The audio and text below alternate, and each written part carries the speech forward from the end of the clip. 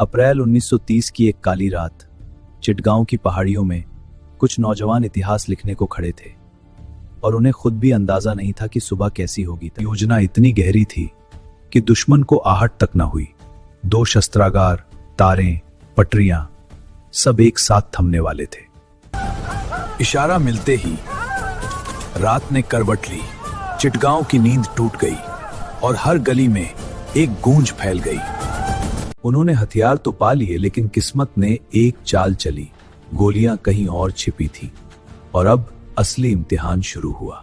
सुबह होने से पहले ही घेरा कस चुका था। संख्या में कम थे वो, लेकिन हौसलों में नहीं।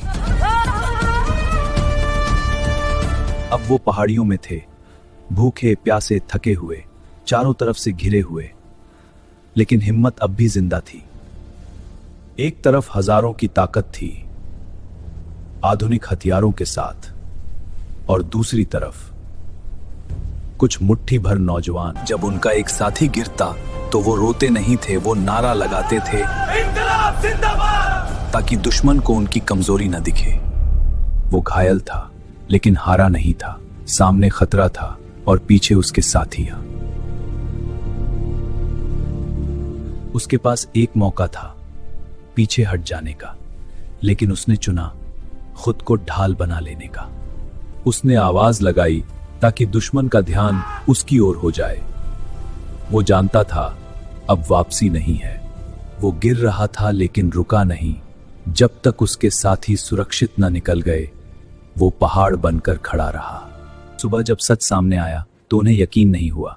जिसे वो पूरी फौज समझ रहे थे, वो एक अकेला नौजवान था।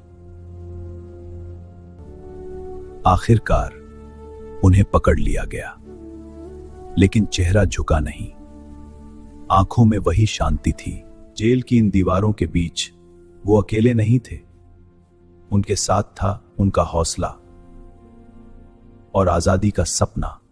मौत सामने थी, लेकिन डर नहीं। उसके कदम धीमे नहीं हुए, क्योंकि सपना अब भी जिंदा था। उन्होंने सोचा नाम मिटा देने से कहानी खत्म हो जाएगी, लेकिन कुछ बलिदान इतिहास से नहीं मिटते। कुछ नाम दबा दिए जाते हैं, लेकिन उनके सपने नहीं। उनकी कुर्बानी एक पूरे देश की सुबह बन जाती है। ऐसे ही शहीदों की कुर्बानी से हम आजाद भारत में सांस लेते हैं। अपने देश से मोहब्बत के लिए लाइक, शेयर और सब्सक्राइब जरूर करें।